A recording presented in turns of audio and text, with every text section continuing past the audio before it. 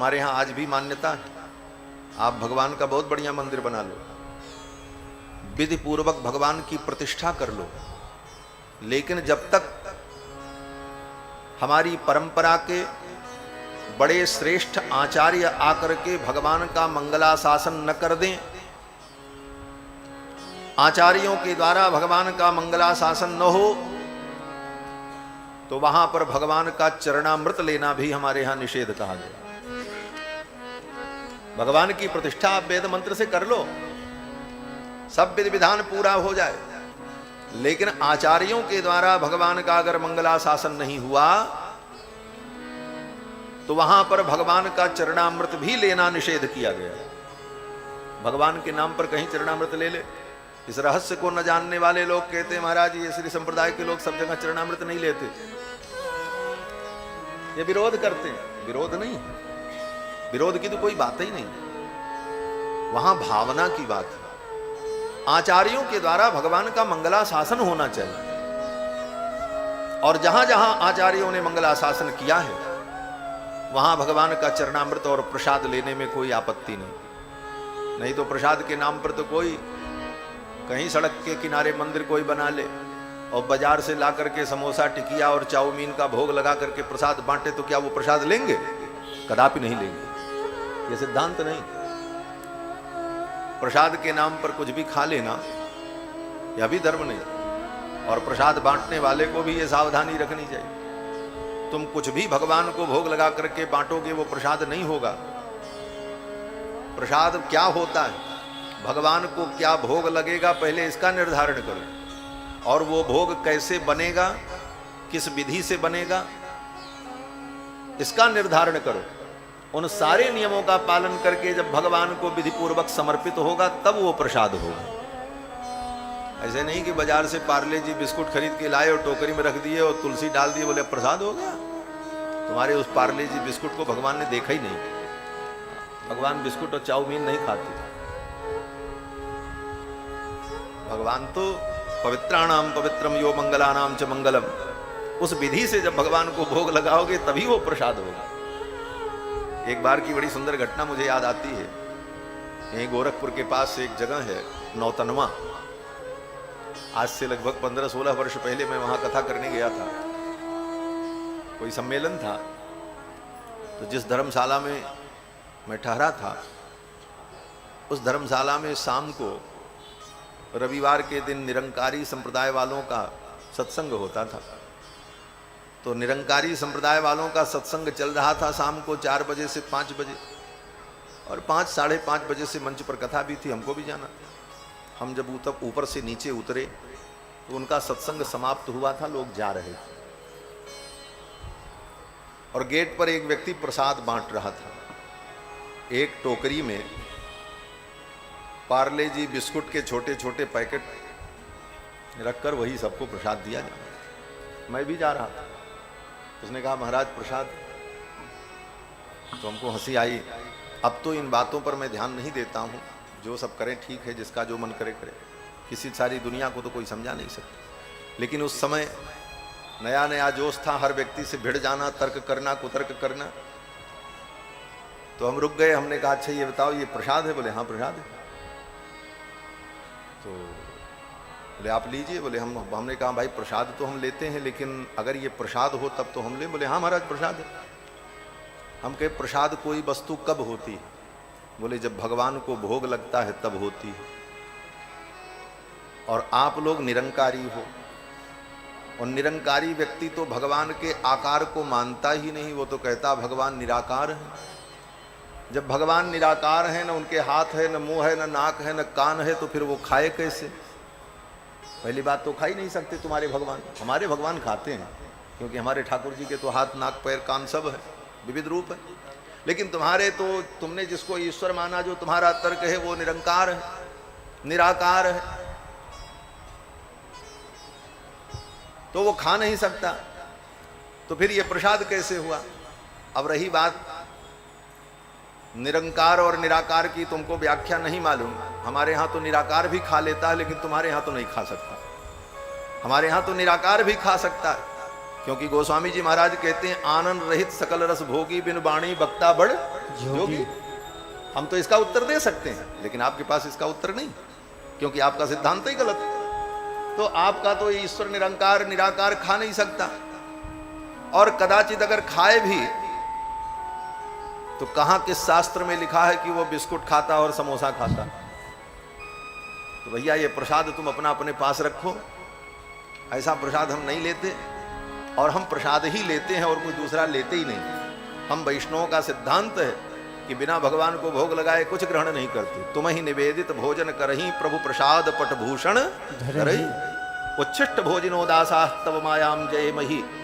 भगवान के उच्छिष्ट का सेवन करने से, भगवान को भोग समर्पण करके उसे ग्रहण करने से वैष्णव बिना किसी प्रयास के ही माया को पार कर जाता है। कुछ भजन न हो जीवन में तुमसे, एक काम करो, केवल जो कुछ पाओ भगवान को समर्पित करके पाओ, भोग लगा करके पाओ। जो कुछ स्वीकार करो भगवान को अर्पण करके।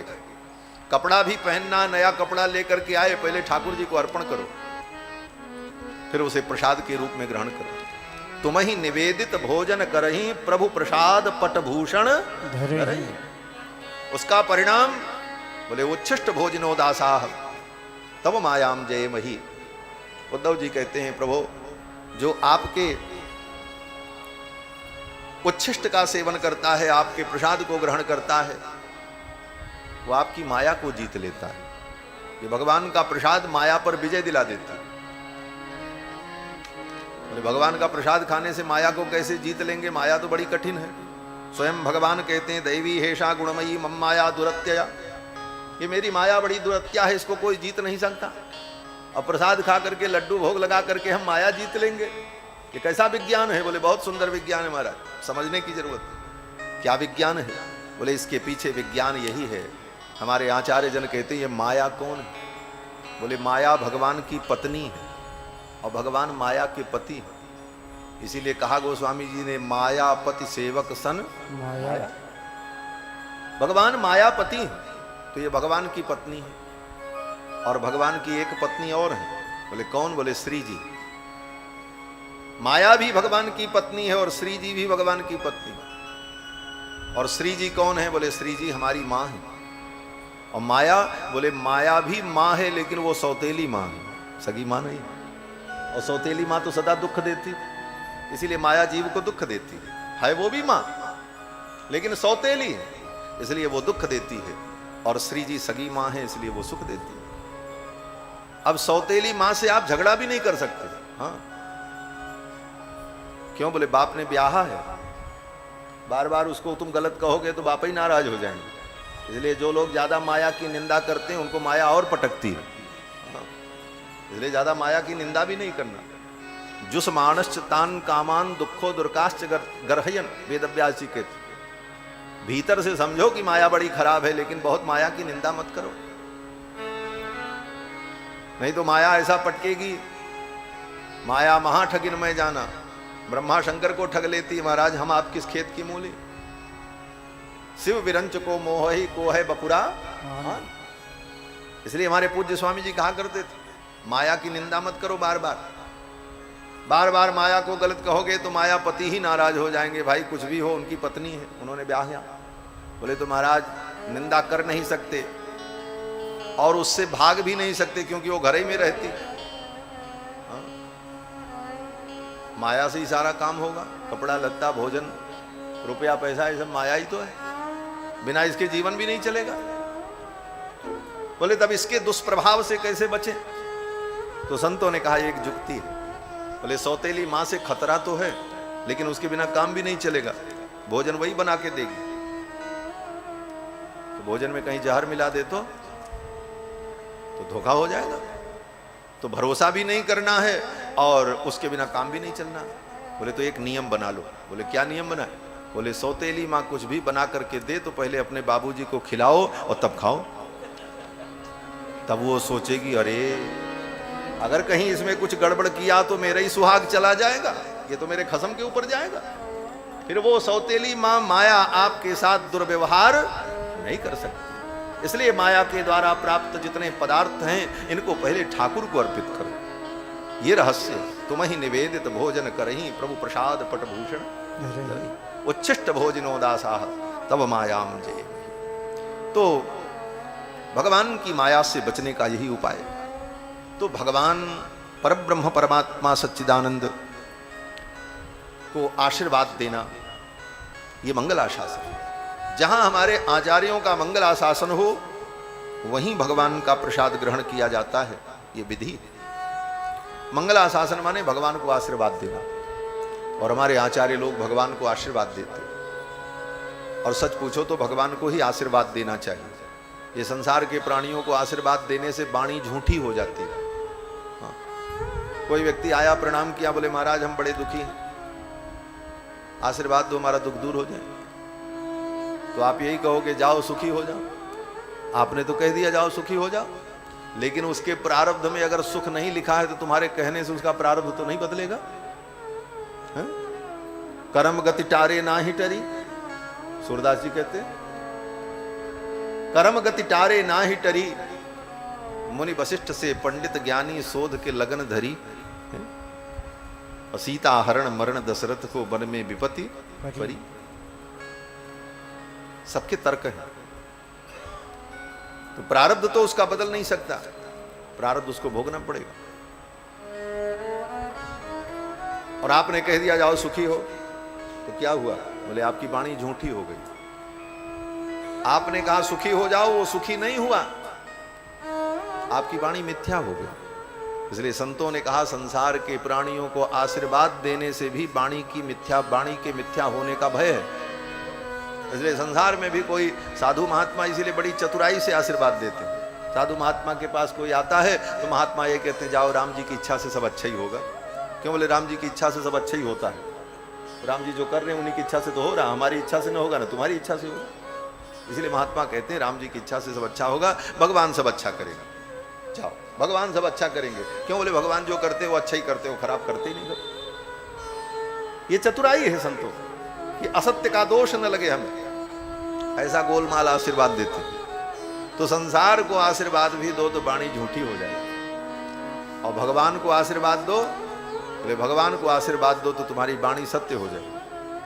क्यों? बोले भगवान को जो भी आशीर्वाद दोगे सत्य हो जाए। भगवान को आशीर्वाद दो आप सुखी रहो, तो भगवान तो सदा सुखी हैं, उनको कोई दुख नहीं।